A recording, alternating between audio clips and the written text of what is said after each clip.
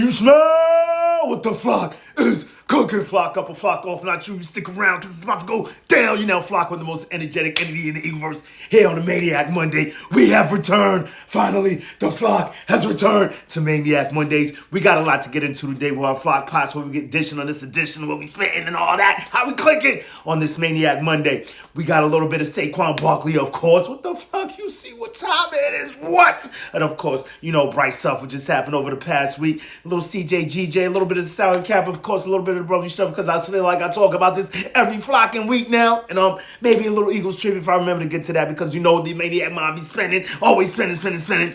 We going crazy as usual. But before we get into that, let's keep the Maniac thing. Please like and subscribe. If you about that fly, Eagles fly, drop a comment in that box if you're flying with the flock. Even if you're not, do remember, join that Maniac thing. Know the gang. You hit that bell, you get a ding whenever I'm on this YouTube thing. And while that's the Maniac thing, let's keep the main thing. Hope this video finds you good vibes. Fly, Eagle, fly skies. If you're not there, hope this helps you get there, because we about to go there. Oh yeah, flock up, baby. Let's flock and go. So yeah, man, what we doing, what we talking, where we going with this one? I mean, it happened a few weeks ago, but now we going fresh. We going fresh with what's popping today, man. Saquon Barkley is officially on the cover of Madden 25. I believe it's 25. We're going to see it in the thumbnail of this video. And while that's super dope, you know, a lot of people think things, and we're going to get into the bad before we get into the good, man. You know, a lot of people think things about this Madden cover and it being a curse. I mean, the last time an Eagle was on this cover, I believe it was 04. Donovan McNabb, I believe it was 05. From the 04 season. And I mean, if we're calling a curse, he did not get injured that season, if I recall correctly, but it was not a great season for our Philadelphia Eagles, coming off of a Super Bowl berth. Not a W. You know, that was against the Patriots. He eventually got our revenge about 13 years later, right? So as far as that being a curse, and not to mention over the last few years, I don't believe guys have been getting injured to the clip that they used to. It used to be a big thing in the NFL in the Madden cover. Guys getting injured the exact year after. However, I don't believe it's, and of course, I'm looking at the world through Eagle colored glasses, because now I don't seem to have that same energy that I have for it being a curse, because now one of our guys is donning the cover, is gracing the cover of Madden Football 25. So in that vein, I feel like, you know, injuries happen just like I said, and I hate using the I word. Like I said last video, you know, there are three things you could depend on: death, taxes, and injury in the NFL. I mean, it's inevitable. So if he were to, I don't think it's going to happen. I hope it doesn't happen. But I don't think it's a curse to that extent, because like I said, it happens every day in the NFL, every game. It's rough. So in that vein, I don't think it's a curse. So while that's the bad, let's talk about the good. Saquon Barkley is the first Eagle to be in the 99 club of Madden football. So he's officially got that tag. And I mean, we knew he was a 99 guy. I mean, if you could, I would give that guy a 100. Because, I mean, he's like the best player in the NFL as it stands right now. What he did last season, like what he did, on the cover, he did something not even the video game had in it, bro. Reverse hurdling over players in live games, grown-ass men in the NFL. Bro, that is just crazy ridiculousness in its highest fashion, bro. Like, what he did last year, I think, in my estimation, in my opinion, I believe is worthy of a 100. He should have been the first 100 guy, because he was doing things that not even video games do, dogs. Like, are we serious with ourselves? So, I mean, just give it up for our boy Saquon Barkley, man. Disperse with the curse. Get that flock up out of here, because, I mean, I just don't think it's going to happen. I hope it doesn't happen. That's really what it is. And let's flock and go. I'm watching highlights from last year's season. You know, they got that video in the Philadelphia Eagles media team put together for last season. And I mean, yo, Jalen Hurts is a strong mofo, man. I think like one of the most underrated plays of last season. Again, first game against the Packers, man. He's going along the sideline. He needs a first down. He sees two DBs. He sneezes. Achoo. The flock up out of here. And he goes for 2 more extra yards after contact. Dude, it's ridiculous, man. I freaking love this. Dude. Love this team. Love these players, man. No more. Like, flock out of here. What you talking about? And yeah, I'm gonna just continue watching these highlights. But while I'm watching the highlights, we still gotta talk about stuff and get this stress off my chest. Not so much stress. I mean, first it was the brotherly shove. now there seems to be some type of cap conspiracy, man. The NFL likes us, and they're showing it, and they're crying, it's not fair. Whatever we do, every team in the league can do. First, it was the brotherly shove. We couldn't, everyone can do this. Everyone can, and like our coach says, if you could do it, you would do it. But you can't. So you mad, and you cry, and you complain, and you try and change the rules. Now, once again, I'm seeing something along the lines of the cap, and they were discussing during these meetings, something that just came out in the past few days. They were discussing the cap and how, teams aren't using it in the true spirit of the game the way they intended. So because it's not how you want us to do it, you're going to change the rule to poo-poo it. Like, it's ridiculous what's going on in the league right now, and they're making it quite clear they don't like us, and normally they say, I don't care. But, I mean, they're getting to a point they're trying to change the way the things are going on in the game because we're winning. We're using things to our advantage because what's going on in 29, we backloaded a lot of our contracts to 29 season, and that's when the new TV deal comes out. So we're using the availability available to us to our advantage. And because you're too dumb, because other teams are too dumb, because their GMs aren't smart enough to use these things to advantage, they're going to change rules, man. I mean, I feel like this is not the place to talk about this, but I'm also a Knicks fan, and what's happened this year, we could have still had guys, but they want to change the second tier, third tier, and all kinds of things in the game, but that's not, it's not fair. It wasn't basically made for the Knicks to hurt the Knicks. The Knicks just started getting good. But with the Eagles, we've been doing this, and we've been rocking with this, and now that we're winning with this, they want to take it away from us and say that we're doing something nefarious or something illegal to the game, where these are the rules that are provided to us, and it makes me upset. I also know that people that we have in charge up top are smart enough, smooth enough to move in a way that this will not affect us, and we're going to be all right regardless. I know that in my heart of hearts, in my heart that pumps this green blood, right? I know this. But it's still upsetting to see a team, a league, and I'm I thought it was funny, booing Roger Goodell, man, but it's like it's real now. It's visceral. It feels like it's personal now. He's coming for us one way or another. First, it's with the brotherly shove. Now it's with some type of cap conspiracy, man. Nobody likes us, and they're crying it's not fair. It's pissing me off. Not to mention other things making me mad. Well, it was making me mad initially. We're going to get into the schedule a little bit. Initially, we saw the schedule come out with the first Super Bowl champion to come into the next season without back-to-back home games. And initially, along with other fans, I'm sitting here, I'm upset. I'm thinking to myself, what is we doing? Like, the brotherly shove, we got this cap stuff. They're they're playing with our schedules. But then you have to see it's always sunny in Philadelphia, right? We got to flip that pillow to the cool side, right? Because we're all hot, people giving their hot takes and all that. Flip that pillow, man. There's another side, two sides to every story. Two ways to look at everything, right? Cup half full, cup half empty. I try to be an optimist. I don't know if you can tell through these videos that I do, but you might see the negativity because that's just me getting the stress off my chest, stress out of my nest. I need this therapy. I need to talk this out, walk this out, see it with the proper context, right, if you will. So, in that vein, there's no back-to-back games. But on the other side of that, you see, there are no back-to-back road games. There are no long road stretches that our guys are away from home. You look at it like, okay, we got a few short weeks. I'm not really counting the 6 days because they say it takes about 4 days to get right, and then boom, we're good. So, I think there are a few extra short weeks as far as 6 days goes, but only 2 as far as 4 days go, right? So you're talking about short weeks before. Wait, I think I put this down.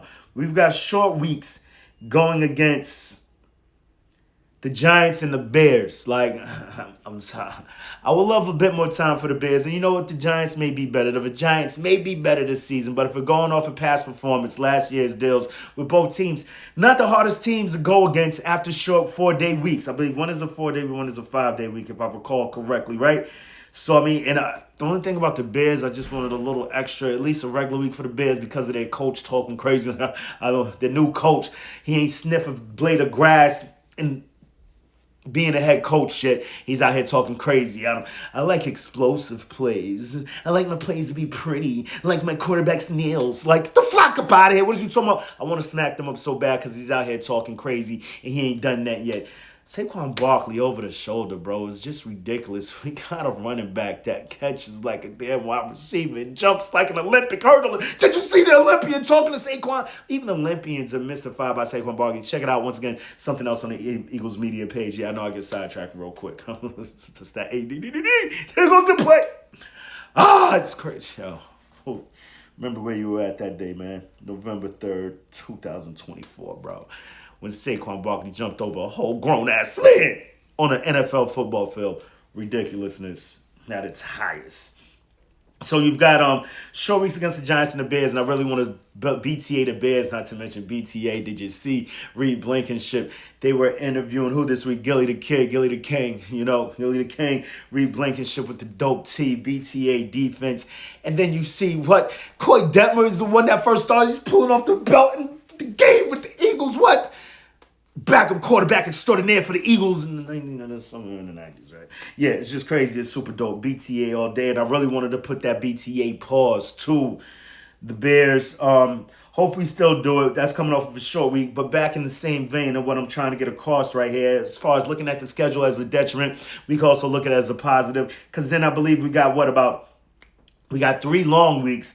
First, straight off the back. One coming up against the Chiefs in game 2, week 2. We're going to have 10 days, I believe. And then also against the Vikings and the Chargers. As far as the Chiefs go, I believe they're playing on Friday, so they'll have a bit of a long week also before us, but they're going to have to travel to Brazil, then travel back from Brazil, and then come see the deal, the real deal, us, the Eagles. So come on, let's fucking go. Can't wait for that. Smack them up again on the back-to-back. I would love that. So against the Chiefs, the Vikings, and the Chargers, against, pretty tough teams. We've got long weeks in this season. So no back-to-back home games means no back-to-back road games. And I believe we can look at that as a good thing. We're not going too far away for too long of a period of time. So it's a bit staggered. It's a bit weird. But I'm looking at the long weeks and no long road trips. So, I'm looking at it as a benefit. And like I said, we're going to go from the bad to the good, take the bad with the good. And we're going to be good at the end, at least as far as I see it, if you ask me. We've got that going on, not to mention the huff of it all. Finally, it has happened. Howie Roseman is just the top of the stuff. How E busting the stupid dope moves, working for Jeff Steban-Laurie up there. The things that this guy comes up with, I don't believe we've seen the details of that. I'm hearing that we may have gained upwards of 35 million from just this deal alone, but it puts us in the 30. No, actually, when I looked at Spotrac, I believe it said something. I've heard 35, but what I really saw was 32 because what people weren't taking into account was that little bit of money that we gained from the Huff trade, we also have to still pay Brandon Graham because he's still on the roster some way, shape, or form with the retirement. And I see a lot of dead money. We got a lot of guys like still playing Fletcher Cox, still playing Jason Kelsey. They're still on the team, dog. They need to still show up to the damn facility like our boy Jason Kelsey does, man. I can't wait to see Brandon Graham on that sideline with the guys practicing and showing them, giving them the knowledge that he's gotten. But these defensive ends, the stable, like I was one of the guys that believed in Bryce Huff, rather. And, he can still go on and do what he does. Wish him all the best. He was here part of this Super Bowl team. Without him, I believe certain things may have not come to light. We may have not seen the emergence of guys like Nolan Smith quite to the extent that we did. We may have not have seen the emergence of guys like Jalen Sutton quite to the extent that we did in the Super Bowl. In the playoffs, this dude showed up, played the biggest games at the biggest times of rookie, man. From what I hear on all accounts is that this is beyond big. To see the development that you've seen in a rookie, a third-round rookie, a guy that was just a safety a few years ago for Cornell University of all places.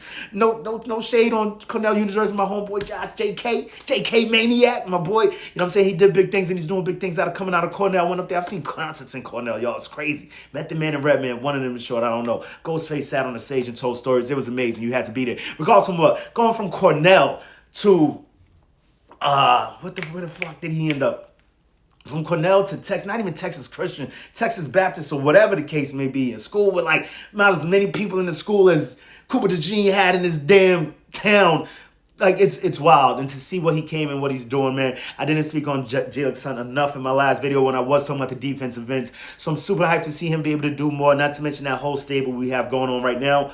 I just think great things that are coming. We had to do what we had to do as far as Huff went. But for Howie Rose, and like I said, I wish him all the best over there. He's in a program and a system that more suits what he can do, leads me to ask the question, like, I mean, was Vic Fangio even here when we made the move? Was there not the proper communication? Maybe they saw things that we weren't quite, that Vic just doesn't jack, and he knows what works best in his system. So we'll leave that at that. I don't want to sit here and throw any dirt on his name. I'm hearing a lot of people out there like, he was nothing. He's a bum bust. Like, it's good for us, ain't necessarily good for everyone else. And you know what? It didn't work here, and hope it works somewhere, just not against us. Because you know what? I do hate the whiners. That's the only thing that I will still wish bad on him. Because, man, that Jacksonville game, man, was some dope-ass plays. Forgot about that Dotson play, man. Whenever his number was dialed up, he did what he had to do.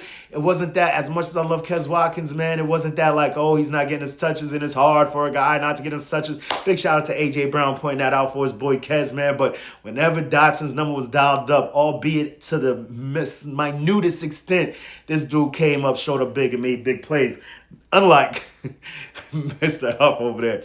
But he's out of here. Bing, boom, pow, get him up out of here. But the main thing, the thing that just blows my mind about this whole situation is that how he still was able to get something for this guy. Had them take up about half of his salary, right? Not to mention there's draft picks to come. People are saying the mid-round picks. I mean, if he got anything higher than a 4, my dogs. It's wild. Anything higher than, I mean, you saw what we did with them 5s last year. So the 6, how we will know what to do with the pick. It similar, reminds me of the Jalen Reagor trade. Like the Jalen Reagor trade turned into, I believe, somehow, some way turned into CJGJ, which is just wild, right? So, I mean, there's still probably more to come as far as this trade goes, but getting anything at all is just amazing in my estimation. How he busting the stupid dope moves, how he Roseman waging that magic wand, how he doing what he does, how he closeman teaching these GMs how to do this thing. The ABCs of GMing, bro. Always be closing, and that's what he's doing, and that's what he's done, and that's what I hope he will continue to do, no matter what they try to do with the salary cap on top of that, man. It's just ridiculous. And what I got, I think that's where I'm leaving off with y'all today, man. Till the next time, make it your best time. Oh yeah, I said I may have a little bit of Eagles trivia. I'm not even sure if I know the answer to this question. It looks like who I thought it was. I'll look it up after this, and we could all just traverse this Eagle verse together. But dogs, like, what? Who? Don't go looking up. Just throw some guesses down in the comments. Who was it that dropped the Gatorade on touch 4th down? Dougie P. D. Pitty. Might not want to use that name anymore, right? But Doug Peterson. Who was it who threw the Gatorade on top of Doug Peterson after we won the Super Bowl in 2017 Super Bowl on February 5th, 2008, I do believe it, 2018, if I recall correctly. Let's flock and go. Let me know what you know when you know what you know. If you know it first, let me know. Put it here, we'll disperse, we'll get it out, right? But here we go, man. Till the next time, make it your best time. In the meantime, between time, keep it a green time. You know how I like to do around this time, about this time, at this time. It's always Eagles and clock around here. Open your eagle eye, poke your beak in, and give it a and ask these questions. What you gonna do when Eagle Mania swoops down and runs the brotherly shove on you bitches? I hate all y'all haters out there, man. But you know what? I don't care. I don't know if you tell. They all hate us. I don't care. Can you tell? Say it with me one time. E-A-G-L-E-S. Eagles. Yeah, you see that big nines over here. Let's flock and go. Get the flock up out of here. Yeah.